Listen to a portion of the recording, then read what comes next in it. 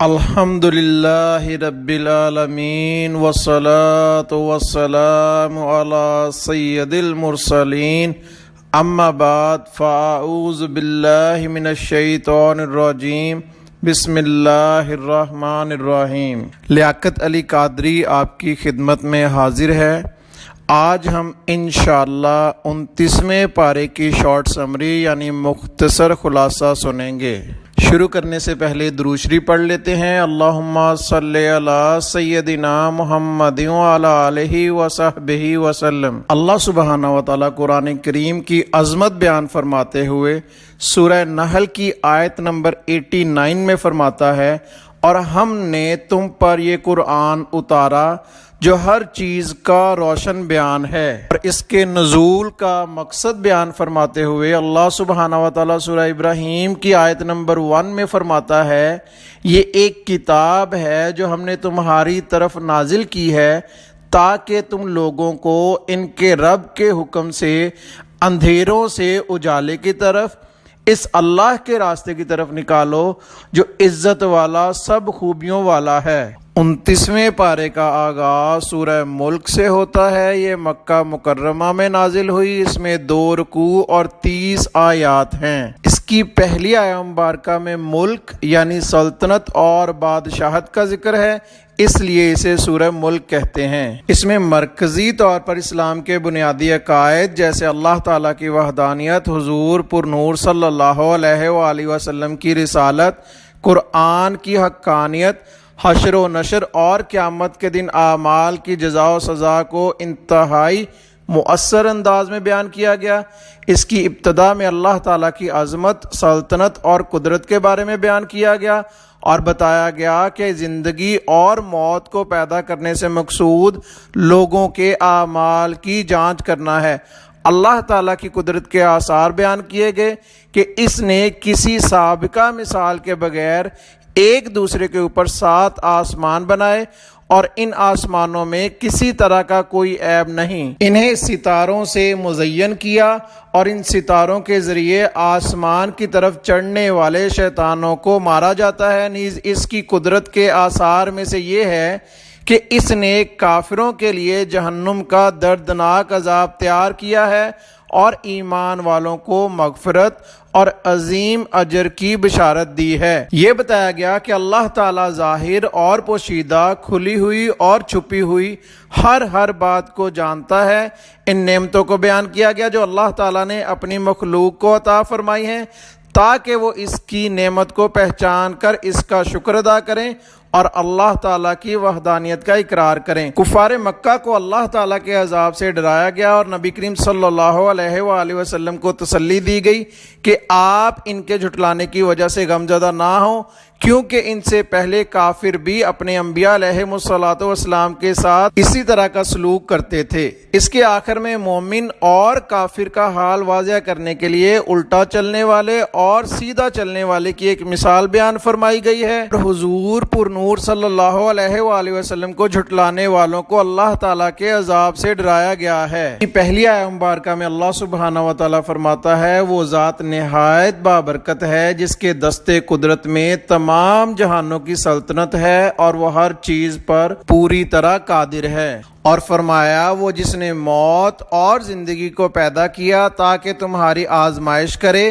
کہ تم میں کون زیادہ اچھے عمل کرنے والا ہے، اور وہی بہت عزت والا، بہت بخشنے والا ہے۔ اس کے بعد اللہ سبحانہ وتعالیٰ اپنی قدرتوں کا اظہار کرتا ہے اور پھر کافروں کو جہنم سے ڈرایا گیا ہے، اور فرمایا، بے شک جو لوگ بغیر دیکھے اپنے رب سے ڈرتے ہیں ان کے لیے بخشش اور بڑا ثواب ہے۔ پھر پرندوں کے ہوا میں اڑنے سے اللہ سبحانہ وتعالیٰ کی قدرت پر دلیل دی گئی ہے، جس سے معلوم ہوتا ہے کہ پرندوں کو ہوا میں محض پر نہیں روکتے بلکہ انہیں اللہ تعالیٰ روکے ہوئے ہے۔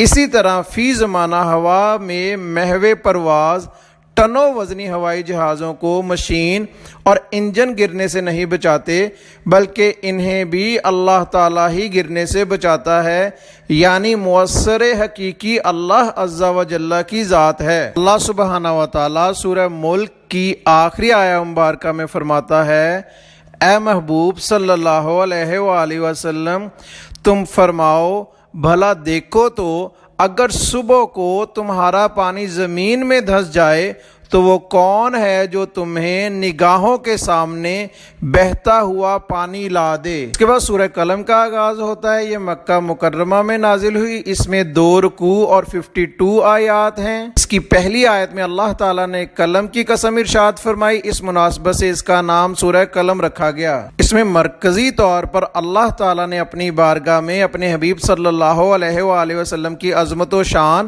اور ان کے عظیم مقام کو ظاہر فرمایا ہے۔ جب کافروں نے تاجدار رسالت صلی اللہ علیہ وآلہ وسلم کی شان میں گستاخی کرتے ہوئے انہیں مجنون کہا تو اللہ تعالیٰ نے قلم اور اس کے لکھے ہوئے کی قسم ذکر کر کے اپنے حبیب صلی اللہ علیہ وآلہ وسلم سے کفار کے اس الزام کی نفی فرمائی۔ اپنے حبیب صلی اللہ علیہ وآلہ وسلم کو بے انتہا اجر و ثواب ملنے کی بشارت دے کر تسلی دی اور ان سے ذکر فرمایا کہ بے شک تم عظمت و بزرگی والے اخلاق پر ہو۔ اس کے بعد مجموعی طور پر کفار کے 16 اور جس کافر نے گستاخی کی اس کے 10 عیب بیان کر کے اسے ذلیل و رسوا کر دیا۔ کفار مکہ کے سامنے ایک باغ والوں کی مثال بیان کی گئی کہ جب انہوں نے اللہ تعالیٰ کی نعمتوں کی ناشکری کی اور حقداروں کو ان کا حق نہ دینے کا عزم کیا تو اللہ نے اس باغ کو جلا کر خاک کر دیا، اور انہیں بتایا گیا کہ جو اللہ تعالیٰ کی حدوں سے تجاوز کرے اور اس کے حکم کی مخالفت کرے تو اس کے لیے بھی اللہ تعالیٰ کی ایسی ہی سزا ہوتی ہے، لہٰذا وہ ہوش میں آئیں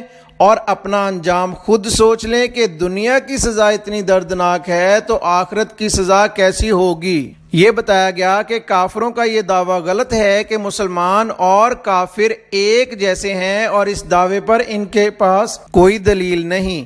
حشر کے میدان میں کفار کی ذلت و رسوائی بیان کی گئی اور حضور اقدس صلی اللہ علیہ وآلہ وسلم کو کفار کی طرف سے پہنچنے والی ایذاؤں پر صبر کرنے اور ہر حال میں حکم الہی کے انتظار و پیروی کرنے کی تلقین کی گئی، اور اسی سلسلے میں حضرت یونس علیہ السلام کا واقعہ بیان کیا گیا۔ اس کے آخر میں کفار کے حسد و عناد کا ذکر کیا گیا اور یہ بتایا گیا کہ سید المرسلین صلی اللہ علیہ وآلہ وسلم تمام جہانوں کے لیے شرف کا باعث ہیں، تو ان کی طرف جنون کی نسبت کس طرح کی جا سکتی ہے۔ اس کی پہلی 2 آیات میں اللہ سبحانہ و تعالیٰ فرماتا ہے قلم کی قسم اور اس مضمون کی قسم جو فرشتے لکھتے ہیں، اے حبیب مکرم صلی اللہ علیہ وآلہ وسلم آپ اپنے رب کے فضل سے ہرگز دیوانے نہیں ہیں۔ یہاں نبی کریم صلی اللہ علیہ وآلہ وسلم کی شان کا ظہور ہے کہ جب سابقہ انبیاء کرام علیہ السلام کی بارگاہ میں کفار سخت کلامی اور بےہودہ گوئی کرتے تو وہ مقدس حضرات اپنے عظیم حلم اور فضل کے لائق انہیں جواب دیتے،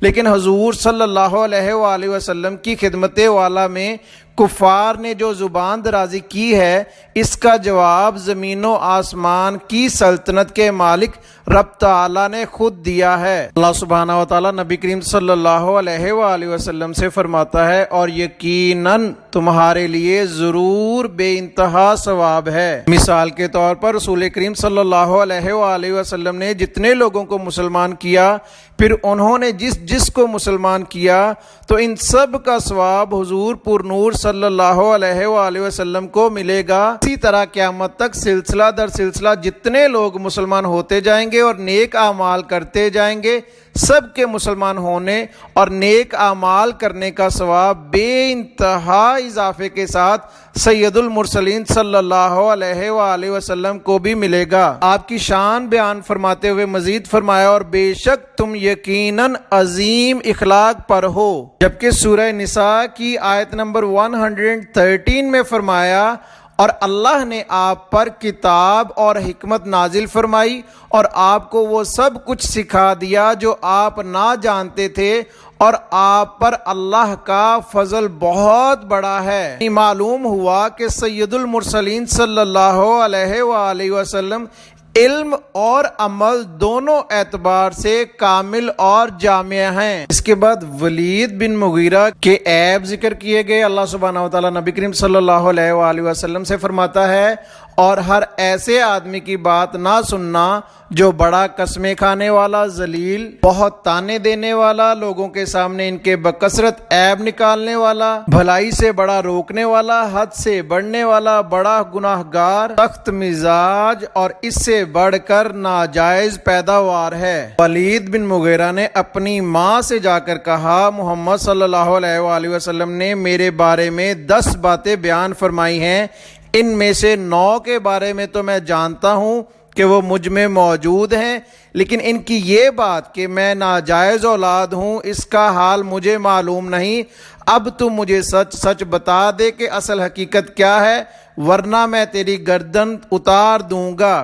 اس پر اس کی ماں نے کہا کہ تیرا باپ نامرد تھا، اس لیے مجھے یہ اندیشہ ہوا کہ جب وہ مر جائے گا تو اس کا مال دوسرے لوگ لے جائیں گے، تو اس چیز سے بچنے کے لیے میں نے ایک چرواہے کو اپنے پاس بلا لیا، اور تو اس چرواہے کی اولاد ہے۔ اس سے تاجدار رسالت صلی اللہ علیہ وآلہ وسلم کی فضیلت، شان محبوبیت اور بارگاہ الہی میں آپ کا مقام معلوم ہوتا ہے کہ ولید نے ایک جھوٹا جملہ کہ معاذ اللہ مجنون ہے یہ کہا تھا، اس کے جواب میں اللہ تعالیٰ نے اس کے 10 وہ عیوب ظاہر کیے جو واقعی اس میں موجود تھے۔ اس کے بعد ایک باغ والوں کی مال سے بہت زیادہ محبت اور مسکینوں کا خیال نہ رکھنے کی وجہ سے ان کے باغ کے تباہ ہونے کا بیان ہے۔ کلم کی آخری آیت مبارکہ میں اللہ سبحانہ و تعالیٰ فرماتا ہے، اور بے شک کافر جب قرآن سنتے ہیں تو ایسے معلوم ہوتا ہے کہ گویا اپنی آنکھوں سے نظر لگا کر تمہیں ضرور گرا دیں گے، اور وہ کہتے ہیں یہ ضرور عقل سے دور ہے، حالانکہ وہ تو تمام جہانوں کے لیے نصیحت ہی ہے۔ اس کے بعد سورہ حاقہ کا آغاز ہوتا ہے، یہ مکہ مکرمہ میں نازل ہوئی، اس میں 2 رکوع اور 52 آیات ہیں۔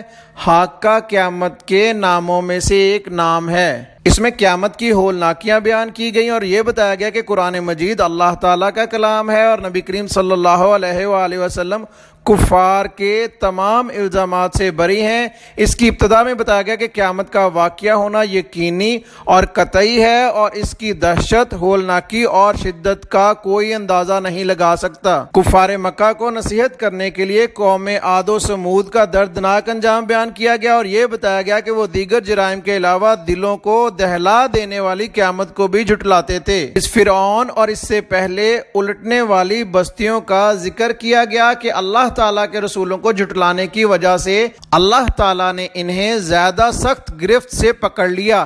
بتایا گیا کہ جو لوگ حضرت نوح علیہ السلام پر ایمان لائے، انہیں اللہ تعالیٰ نے کشتی میں سوار کر کے طوفان کے عذاب سے بچا لیا اور نسل انسانی کو باقی رکھا۔ قیامت کی چند ہولناکیاں بیان کی گئیں اور سعادت مندوں اور بدبختوں کا حال بیان کیا گیا۔ اللہ سبحانہ و تعالیٰ نے قسم کھا کر بتایا کہ قرآن مجید اللہ تعالیٰ کی وحی ہے، کسی شاعر کا کلام یا کاہن کا قول نہیں۔ اس کے آخر میں دلیل کے ساتھ بیان کیا گیا کہ حضور پر نور صلی اللہ علیہ وآلہ وسلم اللہ سبحانہ و تعالیٰ کے سچے رسول ہیں۔ اس کی ابتدا میں اللہ سبحانہ و تعالیٰ فرماتا ہے، یقینی طور پر واقعہ ہونے والی کیا ہے، اور آپ کو کیا معلوم کہ وہ یقینی طور پر واقعہ ہونے والی کیا ہے۔ اس کے بعد عاد، سمود، فرعون اور اس سے پہلے الٹنے والی بستیوں کا بیان ہے۔ حضرت نوح علیہ السلام کا واقعہ بیان فرمایا۔ اس کے بعد نامہ اعمال دائیں ہاتھ میں ملنے والوں کو دیے جانے والے اجر کا بیان ہے، اور نامہ اعمال بائیں ہاتھ میں دیے جانے والوں کی سزا کا بیان ہے۔ اللہ سبحانہ و تعالیٰ سورہ حاقہ کی آخری 4 آیات میں کفار سے فرماتا ہے، اور بے شک ضرور ہم جانتے ہیں کہ تم میں سے کچھ جھٹلانے والے ہیں، اور بے شک وہ کافروں پر ضرور حسرت ہے، اور بے شک وہ ضرور یقینی حق ہے۔ تو اے محبوب صلی اللہ علیہ وآلہ وسلم، تم اپنے عظمت والے رب کے نام کی پاکی بیان کرو۔ اس کے بعد سورہ معارج کا آغاز ہوتا ہے، یہ مکہ مکرمہ میں نازل ہوئی، اس میں 2 رکوع اور 44 آیات ہیں۔ اس کا معنی ہے بلندیاں۔ اس میں مرکزی طور پر قیامت، مرنے کے بعد دوبارہ زندہ کیے جانے، جزا اور حساب کے بارے میں بیان کیا گیا، اور عذاب جہنم کی کیفیت بتائی گئی۔ اس کی ابتدا میں بتایا گیا کہ کفار مکہ جس عذاب کا مذاق اڑاتے ہیں اور اس کے جلد نازل ہونے کا مطالبہ کرتے ہیں، وہ عذاب اللہ تعالیٰ کی طرف سے ان پر واقع ہونے والا ہے اور اسے کوئی ٹالنے والا نہیں۔ حضور اقدس صلی اللہ علیہ وآلہ وسلم کو کفار کی طرف سے پہنچنے والی اذیتوں پر صبر کرنے کی تلقین کی گئی، قیامت، جہنم اور اس کے عذاب کی ہولناکیاں بیان کی گئیں، اور کافروں کا اخروی حال بتایا گیا کہ عام انسان کا یہ حال ہے کہ جب اسے کوئی ناگوار حالت پیش آتی ہے تو وہ اس پر صبر نہیں کرتا، اور جب اسے مال ملتا ہے تو وہ اسے اللہ تعالیٰ کی راہ میں خرچ نہیں کرتا۔ مسلمانوں کے 8 وہ اوصاف بتائے گئے جن کی وجہ سے وہ مشرکین سے ممتاز ہیں۔ اس کے آخر میں کفار کی سرزنش کی گئی اور نبی کریم صلی اللہ علیہ وآلہ وسلم کو تسلی دیتے ہوئے ان کے سامنے کفار کا اخروی انجام بیان کیا گیا۔ اس کی پہلی 2 آیات میں اللہ سبحانہ و تعالیٰ فرماتا ہے، ایک مانگنے والے نے وہ عذاب مانگا جو کافروں پر واقع ہونے والا ہے، اس کو کوئی ٹالنے والا نہیں، اللہ کی طرف سے ہوگا جو بلندیوں کا مالک ہے، فرشتے اور جبرائیل اس کی بارگاہ کی طرف چڑھتے ہیں، وہ عذاب اس دن میں ہوگا جس کی مقدار 50,000 سال ہے۔ نبی کریم صلی اللہ علیہ وآلہ وسلم سے فرمایا تو تم اچھی طرح صبر کرو، بے شک کفار عذاب کو دور سمجھ رہے ہیں اور ہم اسے قریب دیکھ رہے ہیں۔ پھر مومنین کے 8 اوصاف بیان کیے گئے کہ وہ فرض نمازیں پابندی کے ساتھ ادا کرتے ہیں، اپنے مال سے واجب صدقات ادا کرتے ہیں، انصاف کے دن یعنی قیامت کی تصدیق کرتے ہیں، اللہ تعالیٰ کے عذاب سے ڈرتے ہیں، شرمگاہوں کی حرام کاری سے حفاظت کرتے ہیں،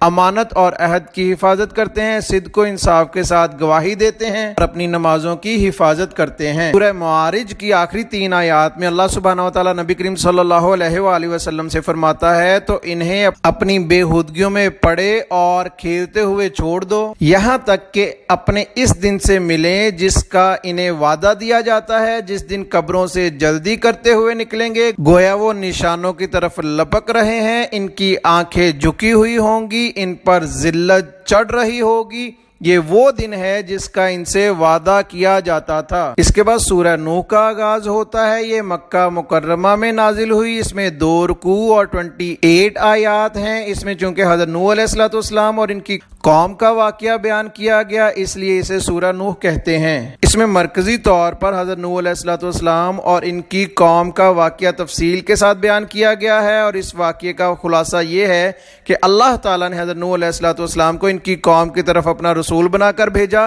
اور انہوں نے اپنی قوم کو بت پرستی چھوڑ دینے اور صرف اللہ تعالیٰ کی عبادت کرنے کی دعوت دی۔ ان کے سامنے اللہ تعالیٰ کی قدرت اور وحدانیت کے دلائل بیان کیے، اللہ تعالیٰ کی نافرمانی کرنے پر اس کے غضب اور عذاب سے ڈرایا، لیکن انہوں نے آپ علیہ السلام کی دعوت قبول کرنے سے انکار کر دیا۔ جب 900 سال سے زیادہ عرصے تک دعوت دیتے رہنے کے باوجود قوم اپنی سرکشی سے باز نہ آئی تو حضرت نوح علیہ السلام نے اللہ تعالیٰ کی بارگاہ میں اپنی کوشش اور قوم کی ہٹ درمی عرض کی اور کافروں کی تباہی اور بربادی کی دعا کی، تو اللہ تعالیٰ نے ان کی قوم کے کفار پر طوفان کا عذاب بھیجا اور وہ لوگ ڈبو کر ہلاک کر دیے گئے۔ کفار کے خلاف دعا کرنے کے بعد حضرت نوح علیہ السلام نے اس سورہ مبارکہ کی آخری آیت میں اللہ سبحانہ و تعالیٰ سے دعا کی، اے میرے رب، مجھے اور میرے ماں باپ کو اور میرے گھر میں حالت ایمان میں داخل ہونے والے کو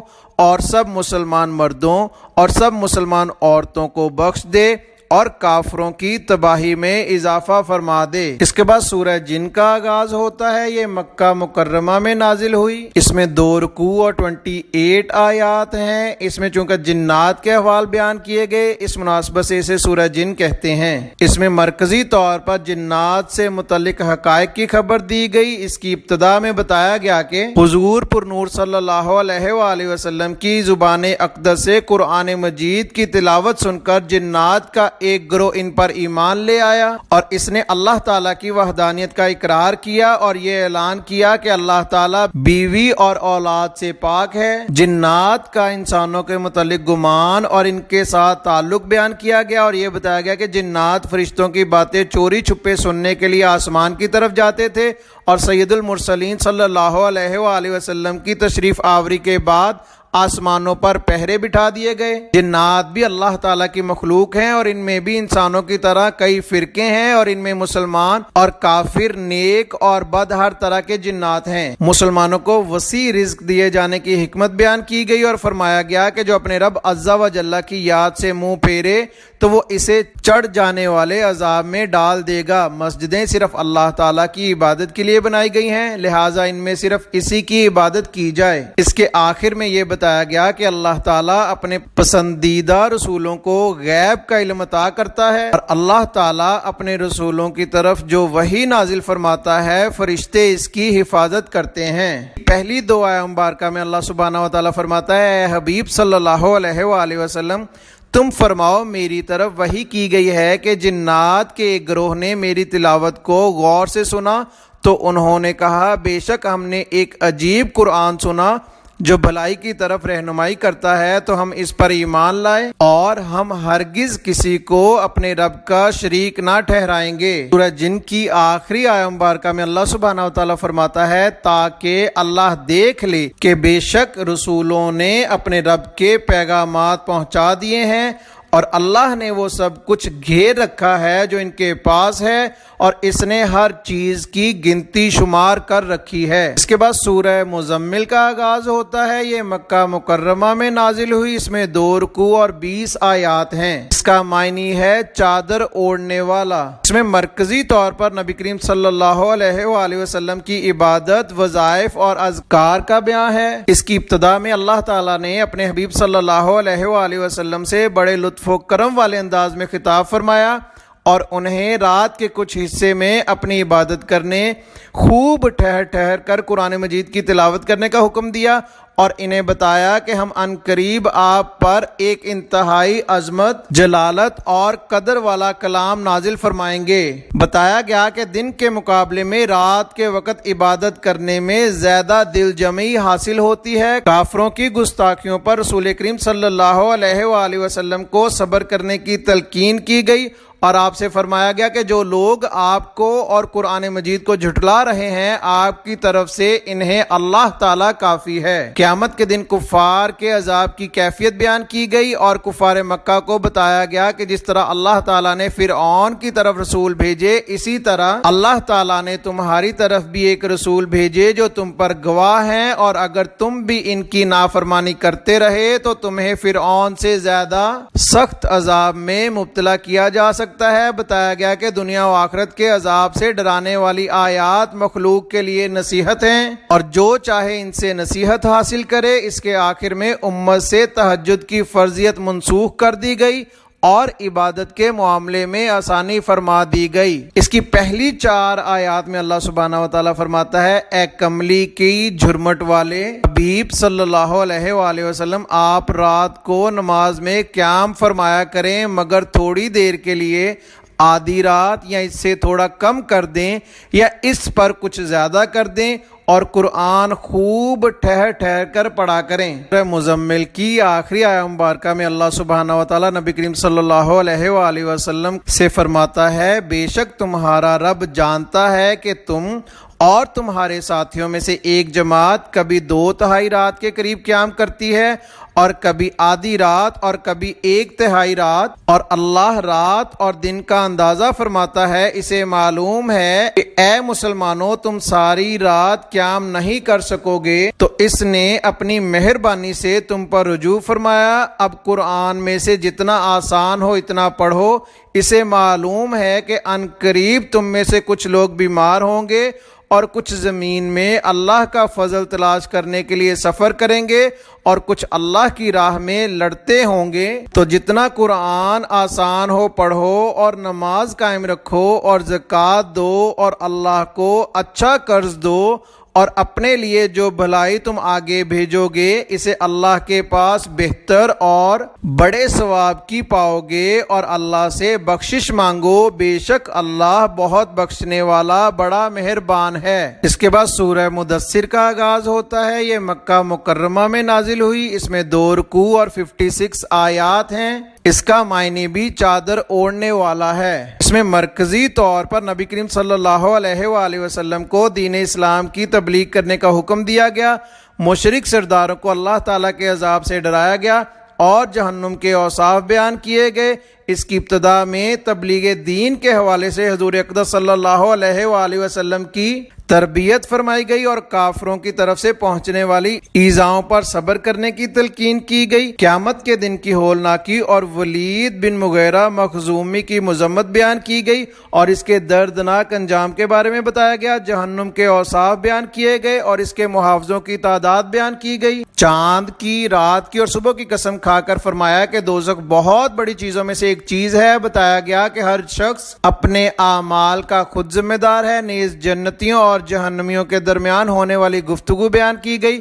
مشرکین کی نادانی اور بے وقوفی بیان کی گئی کہ جس طرح شیر سے خوفزدہ ہو کر گدھا بھاگتا ہے، اسی طرح یہ لوگ نبی کریم صلی اللہ علیہ وآلہ وسلم کی تلاوت قرآن سن کر ان سے بھاگتے ہیں۔ اس کے آخر میں بتایا گیا کہ قرآن مجید عظیم نصیحت ہے، تو جو چاہے اس سے نصیحت حاصل کرے۔ اس کی پہلی 2 آیات میں فرمایا، اے چادر اوڑھنے والے حبیب صلی اللہ علیہ وآلہ وسلم، اٹھیں اور لوگوں کو اللہ کا ڈر سنائیں، اپنے رب ہی کی بڑائی بیان کریں اور اپنے کپڑے پاک رکھیں۔ سورہ مدثر کی آخری 3 آیات میں اللہ سبحانہ و تعالیٰ قرآن کریم کے لیے فرماتا ہے، سن لو، بے شک وہ نصیحت ہے، تو جو چاہے اس سے نصیحت حاصل کرے، اور وہ اللہ کے چاہنے سے ہی نصیحت حاصل کر سکتے ہیں، وہی لائق ہے کہ اس سے ڈرا جائے اور مغفرت فرمانے والا ہے۔ اس کے بعد سورہ قیامہ کا آغاز ہوتا ہے۔ یہ مکہ مکرمہ میں نازل ہوئی۔ اس میں 2 رکوع اور 40 آیات ہیں۔ اس کی پہلی آیت میں اللہ تعالیٰ نے قیامت کے دن کی قسم فرمائی، اس لیے اسے سورہ قیامہ کہتے ہیں۔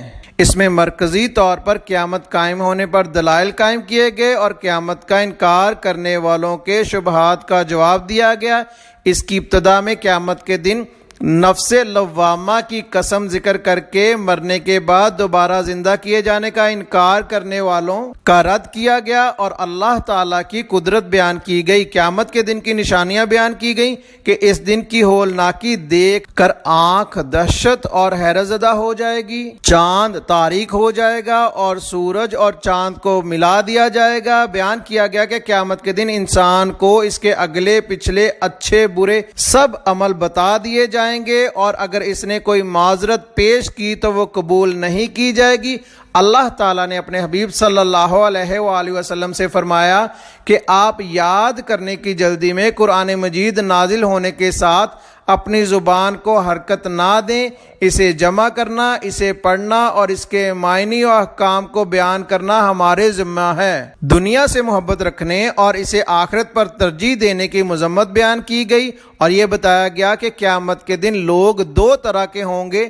بعض کے چہرے اس دن تر و تازہ ہوں گے اور وہ اپنے رب کے نظارے کر رہے ہوں گے، جبکہ بعض کے چہرے اس دن بگڑے ہوئے ہوں گے اور قیامت کے احوال دیکھ کر انہیں یقین ہو جائے گا کہ اب ان کے ساتھ پیٹھ توڑ دینے والا سلوک کیا جائے گا۔ نزع کی سختیاں اور ہولناکیاں بیان کی گئیں اور یہ بتایا گیا کہ قیامت کے دن بندوں کو رب عز و جل کی طرف ہی چلنا ہوگا اور وہی ان کے درمیان فیصلہ فرمائے گا۔ اس کے آخر میں مردوں کو دوبارہ زندہ کرنے پر اللہ تعالیٰ کے قادر ہونے کی دلیل بیان فرمائی گئی اور بتایا گیا کہ جس نے پہلی بار پیدا کر دیا تو وہ دوبارہ بھی پیدا کر سکتا ہے۔ کہ پہلی 2 آیات میں اللہ سبحانہ و تعالیٰ فرماتا ہے، میں قسم کھاتا ہوں روز قیامت کی اور میں قسم کھاتا ہوں برائیوں پر ملامت کرنے والے نفس کی۔ اللہ سبحانہ و تعالیٰ اپنی قدرت کے دلائل بیان فرمانے کے بعد اس سورہ مبارکہ کی آخری آیہ مبارکہ میں فرماتا ہے،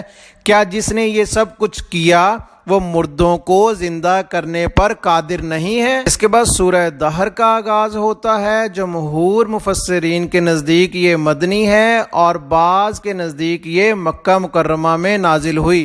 اس میں 2 رکوع اور 31 آیات ہیں۔ لمبے زمانے کو عربی میں دہر کہتے ہیں۔ اس میں مرکزی طور پر آخرت کے احوال بیان کیے گئے۔ اس کی ابتدا میں انسان کی تخلیق کی ابتدا کے بارے میں بیان کیا گیا اور بتایا گیا کہ اس کا امتحان لینے کے لیے اللہ تعالیٰ نے اسے سننے والا اور دیکھنے والا بنایا ہے انسانوں کی دو قسمیں بیان کی گئیں کہ بعض انسان شکر گزار ہیں اور بعض ناشکرے ہیں۔ شکر کرنے والوں کی جزا جنت ہے اور ناشکری کرنے والوں کی سزا جہنم ہے۔ جنت کے اوصاف بیان کیے گئے اور جنتیوں کے وہ اعمال بتائے گئے جس کی وجہ سے وہ اس کے مستحق ہوں گے۔ بتایا گیا کہ نبی اکرم صلی اللہ علیہ وآلہ وسلم پر قرآن مجید تھوڑا تھوڑا کر کے نازل کیا گیا، نیز آپ صلی اللہ علیہ وآلہ وسلم کو کفار کی طرف سے پہنچنے والی ایذاؤں پر صبر کرنے کی تلقین کی گئی، دنیا کی فانی نعمتوں سے محبت کرنے اور آخرت کی ہمیشہ باقی رہنے والی نعمتوں کو ترک کرنے کی مذمت اور کفر و عناد پر وعید بیان کی گئی۔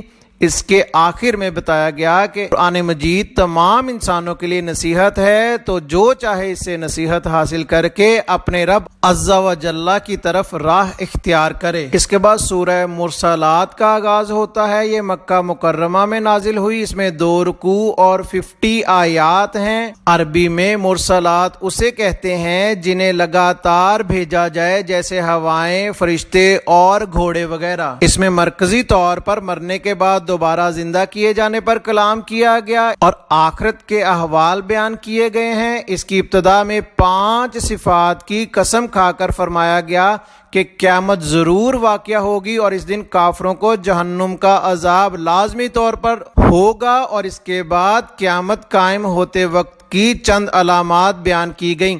سابقہ امتوں کی ہلاکت کے بارے میں بیان فرمایا گیا اور انسان کی ابتدائی تخلیق کے مراحل بیان کر کے مردوں کو دوبارہ زندہ کرنے پر اللہ تعالیٰ کے قادر ہونے کی دلیل بیان فرمائی گئی۔ اللہ تعالیٰ کی نعمتوں کا انکار کرنے والوں کو اس کے عذاب سے ڈرایا گیا اور قیامت کے دن کافروں کے عذاب کی کیفیت بیان کی گئی، نیز اس دن اہل ایمان کو ملنے والی نعمتوں کو بیان کیا گیا۔ اس سورہ مبارکہ کے آخر میں کفار کے بعض اعمال پر ان کی سرزنش کی گئی اور فرمایا گیا کہ کافر اگر قرآن مجید پر ایمان نہ لائے تو پھر کس کتاب پر ایمان لائیں گے۔ اللہ سبحانہ و تعالیٰ 29ویں پارے کو سمجھنے کی، اس پہ عمل کرنے کی اور آگے پہنچانے کی توفیق عطا فرمائے۔ اس میں ہونے والی غلطیوں کو تائیوں سے درگزر فرمائے۔ آخر میں درود شریف پڑھ لیتے ہیں۔ اللہم صلی علی سیدنا محمد وعلی آلہ وصحبہ وسلم۔